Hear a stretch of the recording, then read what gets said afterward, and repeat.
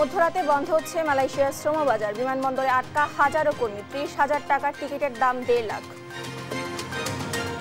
৬ লক্ষ টাকা দিয়ে মালয়েশিয়া যাওয়ার জন্য দিছি। আজকে সকাল ৮টায় আমাদের ফ্লাইট দেওয়ার কথা, তো সকালে ৮টায় আমাদের ফ্লাইট হয় নাই। ভাই ফ্লাইট কবে আমাদের? অমুক তারিখে হবে, ইনশাল্লাহ হবে। টিকিট দেন বা টিকিট কাটতেছি, আসবে আসবে এই করতে করতে ভাই আমাদের কাছে টাকা পয়সা হোটেলে থাকতে খাইতে ভাই সব শেষ ভাই। বাবার নাম পরিবর্তন করে এনআইডি নিয়েছেন বঙ্গবন্ধুর খুনির সন্তানরা। তদন্ত কমিটি গঠন। রাষ্ট্রের নিরাপত্তা নিয়ে প্রশ্ন। যেহেতু এখানে বঙ্গবন্ধুর হত্যাকারীর বিষয়টা জড়িত, এটাকে সর্বোচ্চ গুরুত্ব দিয়ে এটা তদন্ত করতে হবে এবং এর জন্য দায়ী ব্যক্তি যারা, প্রশাসনের মধ্যে যারা দায়ী ব্যক্তি, তাদেরকে দৃষ্টান্তমূলক সাজা দিতে হবে। এমপি আনার হত্যায় গ্রেফতার ৩ আসামি, আরো ৫ দিনের রিমান্ডে। এখনো মেলেনি সেপটিক ট্যাঙ্কে পাওয়া মাংসপিণ্ডের ফরেনসিক রিপোর্ট। বেনজিরের পরিবারের অবস্থান নিয়ে ধোঁয়াশা। অবগত নয় আওয়ামী লীগ। দুর্নীতির জন্য সরকার দায়ী, অভিযোগ বিএনপির। এবং আন্তর্জাতিক জঙ্গি গোষ্ঠীর হাব হতে পারে রোহিঙ্গা ক্যাম্প, আশঙ্কা স্বরাষ্ট্রমন্ত্রীর। দ্রুত প্রত্যাবাসনে কার্যকর পদক্ষেপ নেওয়ার আহ্বান। সংবাদ রাতে দেখছিলেন একেএস টিম টিভার সংবাদ শিরোনাম। সঙ্গে আছি আমি ডানা ইসলাম।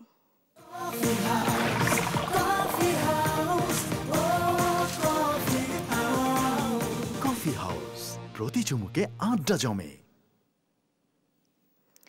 মধ্যরাতে বন্ধ হচ্ছে মালয়েশিয়ার শ্রমবাজার। এতে দেশটিতে কর্মী হতে ইচ্ছুক ৩০,০০০-এরও বেশি বাংলাদেশি স্বপ্নভঙ্গ হতে চলেছে। আজই মালয়েশিয়ার পৌঁছাতে অনেক ভিড় করেছেন হযরত শাহজালাল আন্তর্জাতিক বিমানবন্দরে। তবে বিমানের টিকিট পাবেন কিনা তা নিয়ে রয়েছে চরম উদ্বেগে। আর সেই সুযোগে ৩০,০০০ টাকার টিকিটের দাম জন্য ১.৫ লাখ টাকা দাবি করছে এয়ারলাইন্সগুলো। এম এ আজিমকে সঙ্গে নিয়ে মাহমুদ হাসানের রিপোর্ট। এক দুজন নয়, শাহজালাল আন্তর্জাতিক বিমানবন্দরে টিকিটের জন্য ভিড় করেছেন মালয়েশিয়ায় কাজে যেতে ইচ্ছুক শত শত বাংলাদেশি। কেউ এসেছেন সকালে, আবার কেউ বা রাত থেকে করছেন অপেক্ষা। এজেন্সির আশ্বাসে পার করেছেন ঘন্টার পর ঘন্টা। তবে বেলা বাড়ার সাথে সাথে তাদের চোখে মুখে বাড়তে থাকে হতাশার ছাপ। আমাদেরকে সকাল থেকে এখানে ওয়েট করতে হচ্ছে। এখন বললো যে আপনারা ওখানে দাঁড়ান, আমরা টিকিটের ব্যবস্থা করতেছি। এখন আধা ঘন্টা 1 ঘন্টা আগে বলতেছে যে আজকে কোনো টিকিট নেই। সকাল 8টায় এসেছি, অবস্থা খুব একটা ভালো না। আমরা এখনো টিকিট পাইনি। এমনি ই ভিসা সমস্ত কিছু ক্লিয়ারেন্স পাইছি, কিন্তু এখন টিকিট পাই নাই। তো সকালে 8টায় আমাদের ফ্লাইট হয় নাই, তো দেখা যাচ্ছে যে 9টার দিকে আমাদের ফোন দিয়ে বলছে যে তোমরা সব লাগেজ টাগেজ নিয়ে এয়ারপোর্টের সামনে যাও, আমি টিকিট নিয়ে আসতেছি। অনেক এজেন্সি ইতিমধ্যেই লাপাত্তা, লাখ লাখ টাকা হাতিয়ে। সব হারিয়ে নিঃস্ব হয়েছেন অনেকেই। প্রথম থেকে টাকা শুরু করছে, টাকা দাও টাকা দাও টাকা দাও, কোথায় কোথায় টাকা ভাই, প্রতি ধাপে ধাপে টাকা দিছি ভাই।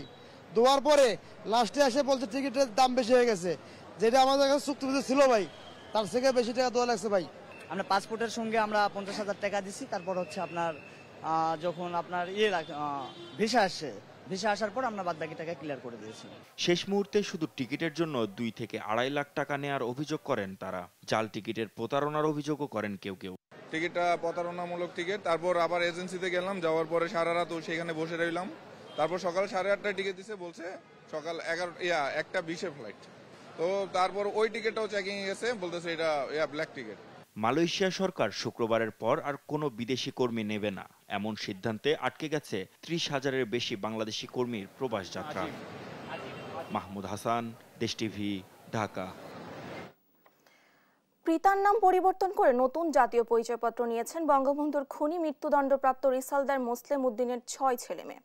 পিতার নাম রফিকুল ইসলাম খান বসিয়ে নিয়েছেন পাসপোর্ট, ড্রাইভিং লাইসেন্সও। এমন জালিয়াতি রাষ্ট্রের নিরাপত্তার জন্য হুমকি উল্লেখ করে পরিপত্র জারি করেছে স্বরাষ্ট্র মন্ত্রণালয়। এতে জড়িতদের বিরুদ্ধে ব্যবস্থা নেওয়ার কথা জানিয়েছে নির্বাচন কমিশন। আর জাতির পিতার খুনি পরিবারের এমন জালিয়াতির ঘটনায় উদ্বিগ্ন বিশিষ্টজনরা। নূপুর মাহমুদ জানাচ্ছেন বিস্তারিত। 1975 সালের 15ই আগস্ট জাতির পিতা বঙ্গবন্ধু শেখ মুজিবুর রহমানকে নির্মমভাবে হত্যা করে একদল বিপদগামী সৈনিক। মৃত্যুদণ্ডপ্রাপ্ত রিসালদার মোসলেম উদ্দিন তাদেরই একজন। জাতির পিতার এই খুনি সন্তানরা বাবার নাম জাতীয় সার্ভার থেকে মুছে পিতার নামে মোহাম্মদ রফিকুল ইসলাম খান নাম অন্তর্ভুক্ত করেছেন। এছাড়া মুসলিম উদ্দিনের 3 ছেলে মেয়ের পাসপোর্ট ও এক সন্তানের ড্রাইভিং লাইসেন্সে পিতার নাম পরিবর্তন করে রফিকুল ইসলাম খান নামেও অন্তর্ভুক্ত করে ফেলেছেন। চাঞ্চল্যকর এই ঘটনা জানাজানি হলে স্বরাষ্ট্র মন্ত্রণালয় থেকে উদ্বেগ জানিয়ে জাতীয় সার্ভারে নাম পরিবর্তনের সাথে জড়িতদের বিরুদ্ধে ব্যবস্থা নেওয়ার অনুরোধ জানায়। এনটিএমসির তথ্যে দেখা যায় মুসলিম উদ্দিনের ছেলে মোহাম্মদ শফিকুল ইসলাম খান, মাহমুদুল ইসলাম খান, মজিদুল ইসলাম খান, মোহাম্মদ মহিদুল ইসলাম খান, মোহাম্মদ সাজিদুল ইসলাম খান ও মেয়ে শানাজ খান এনআইডিতে তাদের পিতার নাম পরিবর্তন করে মোহাম্মদ রফিকুল ইসলাম খান করে নিয়েছেন। এদের মধ্যে আবার মোহাম্মদ শফিকুল ইসলাম খান, মোহাম্মদ মহিদুল ইসলাম খান ও শানাজ খান পাসপোর্টেও পিতার নাম মোহাম্মদ রফিকুল ইসলাম খান করে নিয়েছেন। আর মাহমুদুল ইসলাম খান তার ড্রাইভিং লাইসেন্সে পিতার নাম পরিবর্তন করে অন্তর্ভুক্ত করেছেন মোহাম্মদ রফিকুল ইসলাম খান। এমন জালিয়াতির ঘটনায় জড়িতদের বিরুদ্ধে ব্যবস্থা নেওয়ার কথা জানান নির্বাচন কমিশনের অতিরিক্ত সচিব অশোক কুমার দেবনাথ। এই চিঠি পাওয়ার পরে কমিশন অলরেডি এখানে কার্যক্রম শুরু হয়েছে, তদন্ত কমিটি করা হয়েছে, তদন্ত করছে এবং প্রাথমিকভাবে যেটা দেখা গেছে আর কি যে সেটা এই প্রথম যখন এনআইডি করেছিল প্রথম দিকে সেই একই মানে নাম পরিবর্তন করে গেছে, পরবর্তীতে সংশোধন করে এটা করা হয়নি। তারপর আমরা দেখছি ডাটাবেজে যে 2 নম্বর ফর্মটা তারা কিভাবে করেছিল, কে অনুমোদন করেছিল, এই বিষয়গুলো তদন্ত করলে বেরিয়ে আসবে। যদি কারো এখানে কোনো গাফিলতি পাওয়া যায় তাদের বিরুদ্ধে আইনগত ব্যবস্থা গ্রহণ করা হবে এবং ফৌজদারি ব্যবস্থাও নেওয়া হতে পারে। বীর মুক্তিযোদ্ধা ও ঘাতক দালাল নির্মূল কমিটির সভাপতি শাহরিয়ার কবির এই ঘটনায় গভীর উদ্বেগ প্রকাশ করেন। বলেন, জাতির পিতা ও জাতীয় 4 নেতার চিহ্নিত খুনির সন্তানদের এমন জালিয়াতি দেশের নিরাপত্তা আরও হুমকিতে ফেলবে। প্রশাসনের সহযোগিতা ছাড়া, ঔদাসীন্য ছাড়া এ ধরনের কাজ হতে পারে না। যেহেতু এখানে বঙ্গবন্ধুর হত্যাকারীর বিষয়টা জড়িত, এটাকে সর্বোচ্চ গুরুত্ব দিয়ে এটা তদন্ত করতে হবে এবং এর জন্য দায়ী ব্যক্তি যারা, প্রশাসনের মধ্যে যারা দায়ী ব্যক্তি, তাদেরকে দৃষ্টান্তমূলক সাজা দিতে হবে। যেহেতু এটা রাষ্ট্রীয় নিরাপত্তার সঙ্গে সম্পর্কিত, তাদের সন্তানদের উপর তারা দায়িত্ব দিয়ে গেছে তাদের অসমাপ্ত কাজ সমাপ্ত করবার জন্য। খুনি রিসালদার মুসলিম উদ্দিনকে পলাতক দেখানো হয়েছে পরিবারের পক্ষ থেকে। নূপুর মাহমুদ, দেশ টিভি, ঢাকা। কলকাতায় বাংলাদেশের সংসদ সদস্য আনোয়ার আজিম আনার হত্যা মামলায় গ্রেফতার 3 আসামিকে আরও 5 দিনের রিমান্ডে দিয়েছে আদালত। শুক্রবার দুপুরে ঢাকায় মেট্রোপলিটন ম্যাজিস্ট্রেট শান্ত ইসলাম মল্লিক এ আদেশ দেন। আসামিরা হলেন চরমপন্থী নেতা শিমুল ভূঁইয়া, তানভীর ভূঁইয়া ও শিলাস্তি রহমান। এদিকে এখনও মেলেনি সঞ্জীবা গার্ডেনের সেপটিক ট্যাঙ্ক থেকে উদ্ধার হওয়া মাংসপিণ্ডের ফরেনসিক রিপোর্ট। আরও জানাচ্ছেন শিউলি রায়। গেল 22 মে সকালে সংসদ সদস্য আনোয়ার আজিম আনারের খুনের ব্যাপারে নিশ্চিত হয় পুলিশ। এর আগে চরমপন্থী নেতা শিমুল ভূঁইয়া, তানভীর ভূঁইয়া ও মডেল শিলাস্তি রহমানকে গ্রেফতার করে ডিবি। তাদের দেওয়া তথ্যে অভিযান চলে কলকাতার সঞ্জীবা গার্ডেনে। তবে মরদেহ মেলেনি। টুকরো টুকরো করে মরদেহ ফেলে দেওয়া হয় এমন ধারণা করে পাশের খালে অভিযান চালায় কলকাতা পুলিশ। অবশেষে বাড়ির সেপটিক ট্যাঙ্কে মিলে কিছু মাংসখণ্ড। এসব মাংসপিণ্ড এমপি আনারের কিনা তা জানতে ফরেনসিক ও ডিএনএ টেস্টের জন্য পাঠানো হয়, তবে এখনো মিলেনি সেই প্রতিবেদন। এদিকে আনার হত্যার বিষয়ে তথ্য পেতে গ্রেফতার 3 আসামিকে আরও 5 দিনের রিমান্ডে নেওয়া হয়েছে। এর আগে 8 দিনের রিমান্ড শেষে শুক্রবার দুপুরে তাদের আদালতে হাজির করা হয়। ঢাকার মেট্রোপলিটন ম্যাজিস্ট্রেট শান্ত ইসলাম মল্লিক তাদের আরও 5 দিনের রিমান্ড দেন। এমপি আনার হত্যার মূল পরিকল্পনাকারী শাহিন যুক্তরাষ্ট্রে ও আরেক আসামি সিয়াম নেপালে অবস্থান করছে। তাদের ফিরিয়ে আনতে কাজ করছে 2 দেশের পুলিশ। গেল 12 মে চিকিৎসার জন্য কলকাতায় যান এমপি আনার। 14 মে নিখোঁজ হন তিনি। শিউলি রায়, দেশ টিভি, ঢাকা। সাবেক আইজিপি বেনজির আহমেদ ও তার পরিবারের সদস্যরা বর্তমানে কোথায় আছেন তা নিয়ে সৃষ্টি হয়েছে ধোঁয়াশা। কোনো তথ্য বলছে তিনি এখন দেশে অবস্থান করছেন, আবার কেউ কেউ বলছে সপরিবারে দুবাই আছেন। আর দুদক জানিয়েছে সাবেক আইজিপি ও তার পরিবারের সদস্যদের দেশ ত্যাগে নিষেধাজ্ঞা চাইবে তারা। বিস্তারিত জানাচ্ছেন জুবায়ের রাজিন। সম্প্রতি সাবেক আইজিপি বেনজির আহমেদের অবৈধ সম্পদ নিয়ে গণমাধ্যমে ধারাবাহিক সংবাদ প্রচার করা হয়। এরপরই আলোচনায় সাবেক এআইজিপি। দুর্নীতি দমন কমিশনের আবেদনের প্রেক্ষিতে গেল সপ্তাহে বেনজির আহমেদের সব সম্পত্তি ক্রোকের নির্দেশ দেন আদালত। আগামী 6 জুন সাবেক আইজিপিকে ও 9 জুন তার স্ত্রী ও সন্তানদের তলব করেছে দুর্নীতি দমন কমিশন দুদক। এবার সৃষ্টি হয়েছে বেনজির আহমেদের অবস্থান নিয়ে ধোঁয়াশা। গেল কয়েকদিন ধরে বেনজির আহমেদ ও তার পরিবারের সদস্যদের প্রকাশ্যে দেখা যাচ্ছে না কোথাও। গুলশানের বাসায়ও নেই তারা, ব্যবসা প্রতিষ্ঠানে যাতায়াত বন্ধ। এমনকি দুদকের তলবের নোটিশও তাদের হাতে পৌঁছে দিতে পারেননি অনুসন্ধান দল। এখন তারা কোথায় আছেন তা নিশ্চিত হতে পারছে না দুদক কিংবা আইনশৃঙ্খলা বাহিনী। ঘনিষ্ঠজনদের দাবি, চিকিৎসার কারণ দেখিয়ে পরিবারের সদস্যদের নিয়ে বিদেশে অবস্থান করছেন বেনজির আহমেদ। তবে দেশত্যাগের বিষয়ে সরকারি কোনো সূত্র নিশ্চিত করতে পারেনি। ক্ষমতাসীন দলের সাধারণ সম্পাদকও জানিয়েছেন একই তথ্য। এই প্রসেসের মধ্যে থাকতে থাকতে উনি দেশের বাইরে চলে গেছেন, এটি কি সরকারের ব্যর্থতা হিসেবে পরিগণিত? আমি ঠিক জানি না, আই এম নট ক্লিয়ার, এটা এখনো পরিষ্কার। বেনজির আহমেদ ও তার পরিবারের সদস্যদের দেশ ত্যাগে নিষেধাজ্ঞা চাইবে দুর্নীতি দমন কমিশন দুদক। জমি, ফ্ল্যাট সহ বিভিন্ন খাতে বিপুল অঙ্কের বিনিয়োগের উৎস খুঁজতে তাদের দেশ ত্যাগে নিষেধাজ্ঞা চেয়ে শিগগিরই আদালতে আবেদন করা হবে বলে জানায় দুর্নীতি বিরোধী এ সংস্থা। অনুসন্ধানে জানা গেছে বেনজির আহমেদ চাকরিকালীন কক্সবাজার, গোপালগঞ্জ, মাদারীপুর, টুঙ্গিপাড়া, কোটলিপাড়া সহ দেশের বিভিন্ন স্থানে স্ত্রী সন্তানদের নামে 621 বিঘা জমি কেনেন, যার দলিল মূল্য ও বাস্তব মূল্যের অনেক পার্থক্য পেয়েছে দুদক। এছাড়া তার অতালিকাভুক্ত 19 কোম্পানি, তালিকাভুক্ত কোম্পানির শেয়ার, মিউচুয়াল ফান্ড ও সঞ্চয়পত্রে বিপুল বিনিয়োগের সন্ধান পেয়েছে দুদক। জুবায়ের রাজিন, দেশ টিভি, ঢাকা। দুর্নীতির দায়ে অভিযুক্ত সাবেক আইজিপি বেনজির আহমেদ দেশ ছেড়েছেন কিনা কিংবা জব্দ করা অর্থ আগেই তুলে নিয়েছেন কিনা সে ব্যাপারে কোনো ধারণা নেই বলে জানিয়েছেন আওয়ামী লীগ সাধারণ সম্পাদক ওবায়দুল কাদের। সকালের সংবাদ সম্মেলনে তিনি বলেন, দুর্নীতি নিয়ে বিএনপি সরকারের মতো নির্বিকার নয় আওয়ামী লীগ। জয় যাদবের রিপোর্ট। বিদ্যমান রাজনৈতিক পরিস্থিতি নিয়ে শুক্রবার সকালে ধানমন্ডিতে দলীয় সভাপতির রাজনৈতিক কার্যালয়ে সংবাদ সম্মেলন করেন আওয়ামী লীগ সাধারণ সম্পাদক ওবায়দুল কাদের। তিনি বলেন, গণতন্ত্রের প্রবক্তা দাবি করা দেশগুলো রাফায় মানবাধিকার নিয়ে নীরব কেন? জানান, আওয়ামী লীগ গণতান্ত্রিক প্রক্রিয়া অনুসরণ করে বলেই নির্বাচন কমিশন প্রধানমন্ত্রীর কার্যালয় থেকে আলাদা করা হয়েছে। আমরা নির্বাচন নিয়মিত করে আসছি, সাংবিধানিক ধারাবাহিকতা আমরা বজায় রাখি। পারফেক্ট ডেমোক্রেসি পৃথিবীর কোথাও, আমরা পারফেক্ট একথা আমরা কখনো দাবি করি, তবে আমরা পারফেক্ট হওয়ার পথে আমাদের চেষ্টা আন্তরিক। তিনি অভিযোগ করেন, বিএনপির সময় প্রধানমন্ত্রীর কার্যালয় ছিল দুর্নীতির আখড়া। জানান, বেনজির আহমেদ দেশ ছেড়েছেন কিনা সে বিষয়ে অবহিত নন তিনি। যেহেতু আমি অবহিত নই, কাজে আমি এটা আইনের, এটা দুদক বলছে, তারা টের পেয়েছে, দুদক সেটা প্রমাণ করবে। দুদক যদি মামলা করে, তো মামলা করার পরে তো আদালত ঠিক করবে তাকে গ্রেপ্তার করবে, কখন করবে, জেলে পাঠাবে, এটা তো প্রক্রিয়ার মধ্যে দিয়ে হবে। ওবায়দুল কাদের বলেন, দুর্নীতির ব্যাপারে বিএনপির মতো দায় মুক্তি দেয়নি আওয়ামী লীগ সরকার। অভিযোগ পেলে বিচারের সৎসাহস দেখিয়েছে। এক রাশ ব্যর্থতা, স্তূপীকৃত আবর্জনার উপর দাঁড়িয়ে তারা আজকে মানসিক অশান্তিতে ভুগছে। সে মানসিক অস্থিরতার মধ্যে সত্য কথা বলতে তারা ভুলে গেছে। জয় যাদব, দেশ টিভি, ঢাকা।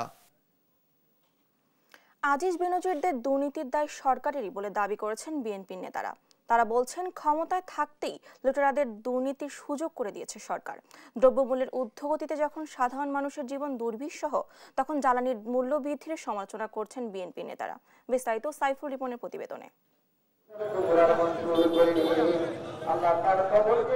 বিএনপির প্রতিষ্ঠাতা জিয়াউর রহমানের ৪৩তম শাহাদাত বার্ষিকী উপলক্ষে নয়াপল্টনে দলের কেন্দ্রীয় কার্যালয়ের সামনে গণদোয়ার আয়োজন করে ঢাকা মহানগর দক্ষিণ বিএনপি।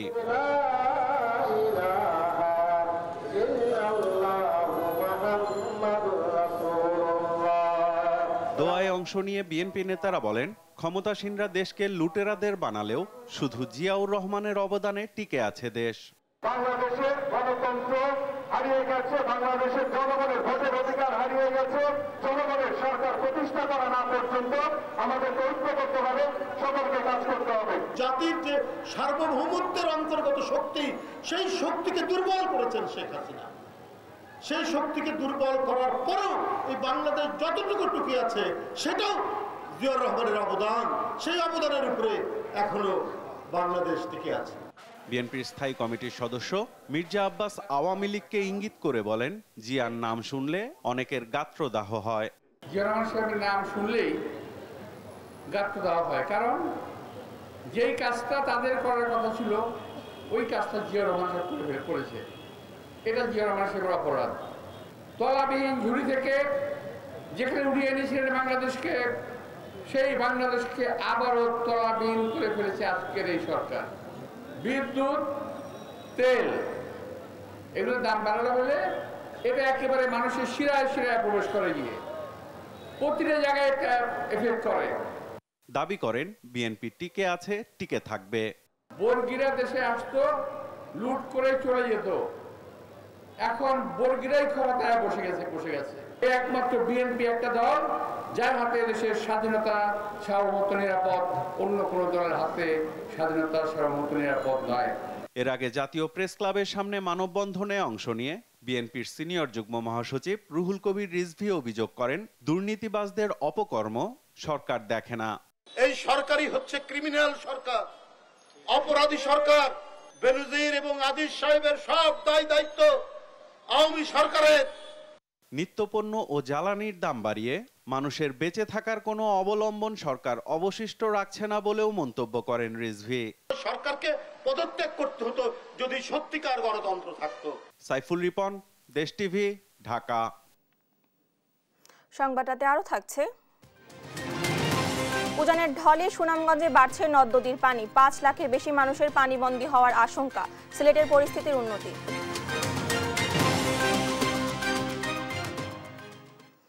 রোহিঙ্গাদের দ্রুত নিজ দেশে প্রত্যাবাসন করতে না পারলে ক্যাম্পগুলো আন্তর্জাতিক জঙ্গি গোষ্ঠীর একটা হাব তৈরি হতে পারে বলে আশঙ্কা করছেন স্বরাষ্ট্রমন্ত্রী আসাদুজ্জামান খান কামাল। শুক্রবার উখিয়ার রোহিঙ্গা ক্যাম্প পরিদর্শনে গিয়ে এ মন্তব্য করেন তিনি। কক্সবাজার থেকে সৌরভ দেবের রিপোর্ট। শুক্রবার বেলা 11টার দিকে কক্সবাজারের উখিয়ার 19 নম্বর রোহিঙ্গা ক্যাম্প পরিদর্শনে যান স্বরাষ্ট্রমন্ত্রী আসাদুজ্জামান খান কামাল। সেখানে এপিবিএনের সাথে বৈঠক শেষে ক্যাম্পের বিভিন্ন কার্যক্রম পর্যবেক্ষণ করেন।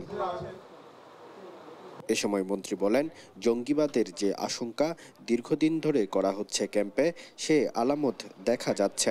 জরুরি কাজ হলো যারা রক্তপাত করছে, জঙ্গি কার্যক্রমে জড়াচ্ছে, তাদের চিহ্নিত করা। তাড়াতাড়ি যদি আমরা রিপাট্রিয়েট না করতে পারি, এখানে অসন্তোষ জাগবে, এখানে ইন্টারন্যাশনাল টেরোরিস্টদের একটা হাব হয়ে যেতে পারে, আর এখানে অস্ত্র ঝঞ্ঝানি হতে পারে, অনেক কিছু হতে পারে।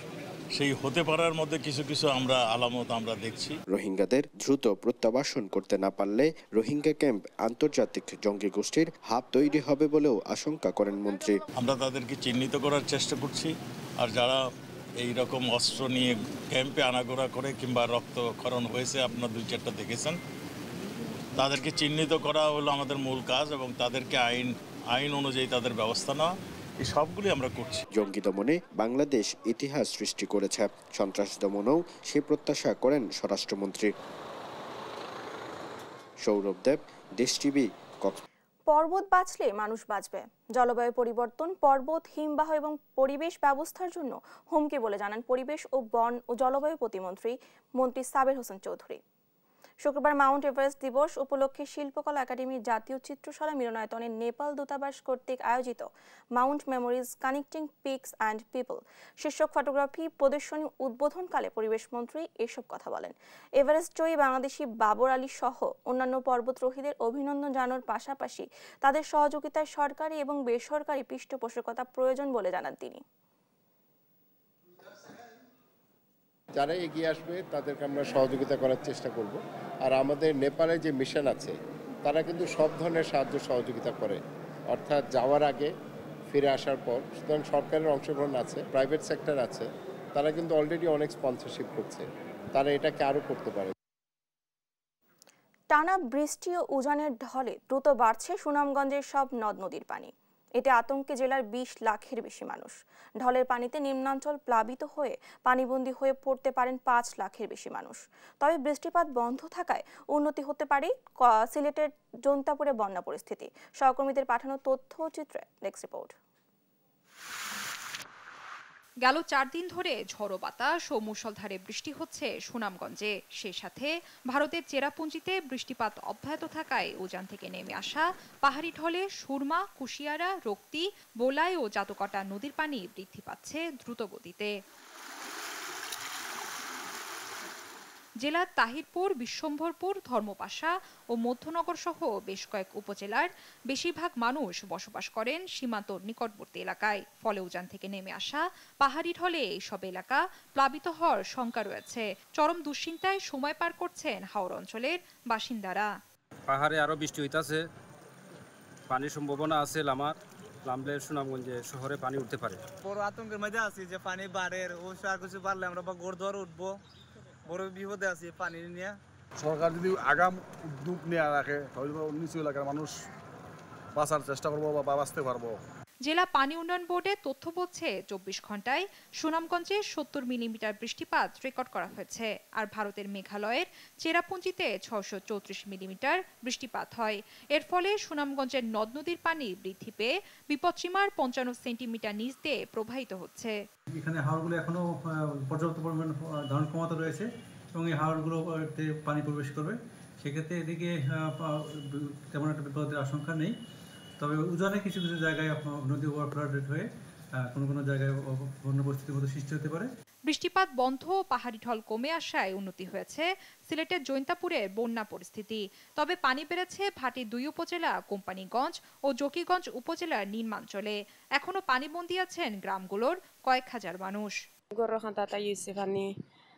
তো আমরা ওলা বই রয়েছি আল্লাহ আল্লাহ করে আর এখন বর্তমানে কিছু একটা রোদ উঠছে, জানে একটা শান্তি আইছে। হালকা ঘূর্ণিঝড় আসিল, অনেক ক্ষতি হয়েছে।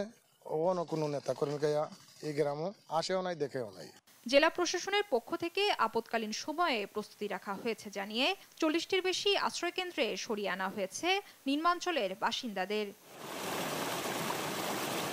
গেল ২৪ ঘন্টায় সারি গোয়াইন নদীর পানি কমলেও বেড়েছে কুশিয়ারা ও সুরমা নদীর পানি। এ পরিস্থিতিতে বন্ধ ঘোষণা করা হয়েছে একাধিক পর্যটন স্পট। শুভশ্রী রায়, নিউজ ডেস্ক, দেশ টিভি। এদিকে খুলনার কয়রা ও পাইকগাছায় বেড়িবাঁধ ভেঙে সৃষ্ট বন্যা পরিস্থিতির কিছুটা উন্নতি হয়েছে। তবে রাস্তাঘাট এখনও ঠিক হয়নি। শুক্রবার ঘূর্ণিঝড় রেমালে ক্ষতিগ্রস্ত এলাকা পরিদর্শন করেন পানি সম্পদ সচিব নাজমুল আহসান। সহকর্মী নুরুল ইসলাম রকির পাঠানো তথ্য ছবিতে আপন উপর রিপোর্ট। ঘূর্ণিঝড় রিমালের আঘাত থেকে মুক্তি পায়নি খুলনাও। এ জেলার কয়রা উপজেলার দশালী গ্রামের ৩টি পয়েন্ট থেকে বেড়িবাঁধ ভেঙে প্লাবিত হয় বেশ কয়েকটি গ্রাম। পয়েন্টগুলো সংস্কার করা হলেও জোয়ারের পানিতে ভেঙে যায় ২টি পয়েন্ট। প্লাবিত হয় ১,০০০ বিঘার মাছের ঘের। ক্ষতিগ্রস্ত ৩ শতাধিক মানুষ। বাঁধগুলো দ্রুত সংস্কারের দাবি তাদের। ঘরবাড়ি সব ভেঙে চুরে গেছে। আমার দুটো ঘের আছে, ২-৩ লক্ষ টাকা।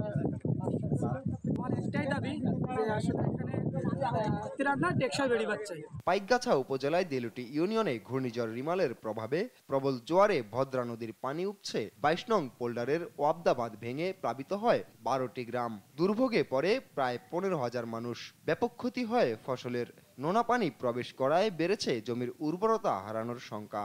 স্থানীয়দের অভিযোগ, বাঁধ নির্মাণে বরাদ্দকৃত টাকার ৯-৬ করে কোনো মতে বাঁধ দেয়ায় বারবার ক্ষতির মুখে পড়তে হচ্ছে। এবছর এই রেমালের প্রভাবটা এত ভয়াবহ ছিল, ৪৮ ঘন্টা ধরে এর তাণ্ডব লীলা চালিয়েছে এবং জলোচ্ছ্বাস এত পরিমাণ হয়েছে। পরবর্তী সময় এটা থেকে ভেঙে যে এটা থেকে পানি ঢুকেছে। বর্তমান জনপ্রতিনিধিদের এখানে সর্বোচ্চ নির্লিপ্ততার কারণে এই বাঁধ ভাঙতে ভেঙে গেছে। এদিকে শুক্রবার পাইকগাছায় ক্ষতিগ্রস্ত এলাকা পরিদর্শন করেছেন পানি সম্পদ মন্ত্রণালয়ের সচিব নাজমুল আহসান। আশ্বাস দিয়েছেন দ্রুত ব্যবস্থা নেওয়ার। পর্যায়ক্রমে আমরা পুরো উপকূলীয় এলাকাকে যেন প্রোটেকশন দেওয়া যায় সেই বিষয়ে ব্যবস্থা গ্রহণ করব। কোনো অভিযোগ স্পেসিফিক থাকলে কারোর বিরুদ্ধে আমরা সেটা তদন্ত করে ব্যবস্থা গ্রহণ করব। টেকসই বাঁধ নির্মাণের মাধ্যমে বারবার ক্ষতির মুখ থেকে ২ উপজেলাকে রক্ষার দাবি স্থানীয়দের। নিউজ ডেস্ক, দেশ টিভি। রাজনৈতিক সুবিধাভোগীদের বড় একটি অংশ নদী দখল করে পরিবেশের ভারসাম্য নষ্ট করে আসছে বলে অভিযোগ করেছেন পরিবেশ কর্মীরা। বাংলাদেশ নদী বাঁচাও আন্দোলন আয়োজিত জলবায়ুর উষ্ণতা রোধে নদী রক্ষায় গুরুত্ব শীর্ষক সেমিনারে এই অভিযোগ করেন তারা। সেমিনারে প্রধান অতিথি জাতীয় নদী রক্ষা কমিশনের চেয়ারম্যান সরওয়ার মাহমুদ বলেন, নদী রক্ষায় দেশের মানুষের সচেতনতার অভাব এখনো রয়েছে। স্কুল কলেজ থেকেই শিক্ষার্থীদের মাঝে নদী রক্ষার গুরুত্ব তুলে ধরতে সংশ্লিষ্ট মন্ত্রণালয়ের কাজ করার কথাও জানান তিনি।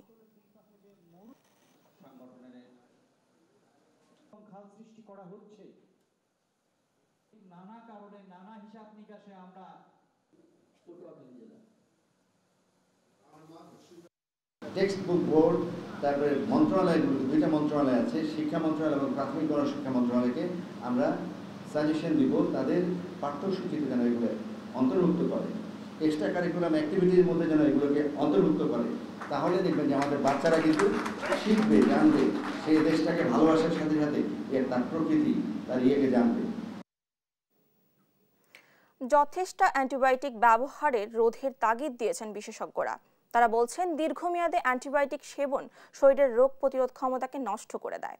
শুক্রবার ঢাকা ক্লাবে association of physician of Bangladesh এপিবির 33তম বার্ষিক সম্মেলন আন্তর্জাতিক বৈজ্ঞানিক অধিবেশনে এসব কথা বলেন তারা। দক্ষতা বৃদ্ধি এবং পারস্পরিক জ্ঞান বিনিময়ে এই আয়োজন গুরুত্বপূর্ণ ভূমিকা রাখবে বলে আশা প্রকাশ করেন স্বাস্থ্যমন্ত্রী ডাক্তার সামন্তলাল সেন। স্বাস্থ্যসেবা আইন সহ চিকিৎসকদের পেশাগত বিভিন্ন বিষয়ে কথা বলেন তিনি।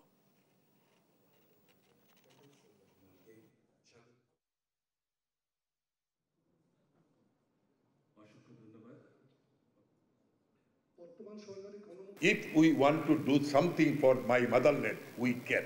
আমরা পারব, নিশ্চয়ই পারব, এবং আমি চেষ্টা করব আমার চিকিৎসকদের মান সম্মানটাকে আমি ওই পর্যায়ে নিয়ে যেতে যেন রাস্তায় মানুষ দেখলে চিকিৎসকদের সম্মান করে, সালাম করে। আমি চিকিৎসকদের যতটুকু সুরক্ষা দেওয়ার দায়িত্ব আমি দিব। আমি কোনোদিনই চাইব না যে আমার চিকিৎসকের উপরে কোনো কেউ আঘাত আনুক কিংবা চিকিৎসা নিগৃহীত হোক। আবার চিকিৎসকদের যেরকম সুরক্ষা দিব, রোগীদেরকেও আমি সুরক্ষা দিব। সেই জন্যই আমি কাজ করছি। আমাদের সংবাদটাতে আরো থাকছে, রাত পোহালেই লোকসভা নির্বাচনের শেষ দফার ভোট, কে বসছেন দিল্লির মসন্দে, চলছে নানা সমীকরণ, ভাগ্য পরীক্ষা মোদির। নিত্যপণ্যের বাজারে চড়াভাব এখনো কমেনি। দেশি কাঁচামরিচ একদিন ব্যবধানে আরো বিক্রি হচ্ছে 200 টাকার উপরে। আদা রসুনের দামও বেড়েছে কেজিতে 30 থেকে 40 টাকা। বেড়েছে সবজির দামও। চড়া দামে বিক্রি হচ্ছে মাছ মাংস। নিত্যপণ্যের উচ্চ মূল্যে বেঁচে থাকার দায় খেটে খাওয়া মানুষের। বিশ্লেষকরা বলছেন, বাজার নিয়ন্ত্রণের দাবি এখনো অরণ্যের রোদন ছাড়া কিছুই নয়। বিস্তারিত নিয়াজ মোর্শেদের প্রতিবেদনে। মন মতো একটা জিনিস কিনতে পারি না, আমাদের রুচি সম্মত একটা কাপড় চোপড় পরতে পারি না, তা আমরা এই দুনিয়ায় বাইচে থেকে কি লাভ নাগরিক হয়ে? এই প্রশ্নের উত্তর এখন কে দিবেন? কারণ বাজারের প্রতিদিনের বাজার করতে আসা রেনু বেগমকে। পেশায় গৃহিণী রেনু বেগম বাজারে আসছেন 400 টাকা নিয়ে। কিনতে চান 2 কেজি চাল, একটু মাছ আর কিছু তরকারি। মরিচ কিনতে এসে দাম শুনি যেন আকাশ থেকে পড়লেন। 220 টাকা মরিচের কেজি হলে 1 পোয়া কিনতেই চলে যাবে 50 টাকা। আর 30 টাকা দিয়ে মিষ্টি কুমড়ার 4 ভাগের 1 ভাগও কিনতে পারলেন না রেনু। যতটুকু কিনলেন তা পরিবারের 6 সদস্যের জন্য মোটেই যথেষ্ট নয়। কিছু কিনি নেই, খালি 1 ফাল মিষ্টি কুমড় কিনছি 30 টাকায়। তো দেখেন তার সাইজটা, দেন এই দেখেন তার সাইজটাই যে দেখাই দেন। এইটুকু হলো মিষ্টি কুমড়। ঘরের পরিবার হলো 6 জন, তাহলে এতে খাবো না ইয়ার বকি। শ্বশুর শাশুড়ি আছে, স্বামী স্ত্রী আমরা 2 জন, ছেলে মেয়ে আছে 2 জন, তাই এতে কি হয় কল? কুমড়া আর কাঁচামরিচই 80 টাকা শেষ। এবার মাছ কেনা। মাছের বাজারে সব মাছের দামই চড়া। কিনবেন তুলনামূলক কম দামের তেলাপিয়া, তাও কেজি 200 থেকে 250 টাকা। এত দামে যতটুকু কিনতে চান তা 6 জনের হবে না বলে ফিরে যান না কিনেই। কারণ মাছের থেকে বেশি প্রয়োজন চাল। 200 টাকা আধা কেজি মাছ 100 টাকা নিবে, তাতে এক বেলা হবে, তো ওটা নিয়ে চলবে না, খাইতে পারবো। এখন নিরামিষ খাবো অথবা ডাউল। অটোরিকশা চালক স্বামীকে প্রতিদিন 400 টাকা জমা দিতে হয় মহাজনকে। জমা টাকা দেওয়ার পরে খুব সামান্যই থাকে বাজারের জন্য, জানান রেনু বেগম। এমন অবস্থা অনেকেরই। রিক্সা চালাই কয় টাকা আর পায় কন? জমা দেয় 400 টাকা জমা দিতে হয়। জমা দিলে থাকে কি কয় টাকা ইনকাম হয় কন? বেচা কিনা আমরা এখান থেকে নিয়ে দেওয়ান, আবার মনে করেন কাস্টমারের কাছে এই মহলার ভিতরে মনে করেন ঝগড়া করানো লাগে। দ্রব্যমূল্যের ঊর্ধ্বগতির প্রতিকার চাওয়া আর বাজার মনিটরিং যেন অরণ্যরোদন ছাড়া কিছুই না বলে মনে করেন বাজার বিশ্লেষকরা। বাজারের যে নিয়মিত মনিটরিং দরকার ছিল, আমাদের তদারকি সংস্থাগুলো গত সংসদ নির্বাচনের পর থেকে বলা যায় হাল ছেড়ে দিয়ে বসেছিল। তাদের কাছে জিজ্ঞাসা করলেই বলেন যে সরকারের কোনো কংক্রিট দিক নির্দেশনা নেই। মূল্যস্ফীতির এই বাজারে এখন খেটে খাওয়া মানুষ থেকে শুরু করে নিম্ন ও মধ্যম আয়ের সকলেরই বেঁচে থাকাই দায়। তাদের এখন একটাই প্রশ্ন, কবে নিয়ন্ত্রণ আসবে এই দ্রব্যমূল্যের বাজার। কারণ বাজার থেকে নিয়াজ মোরশেদ, দেশ টিভি।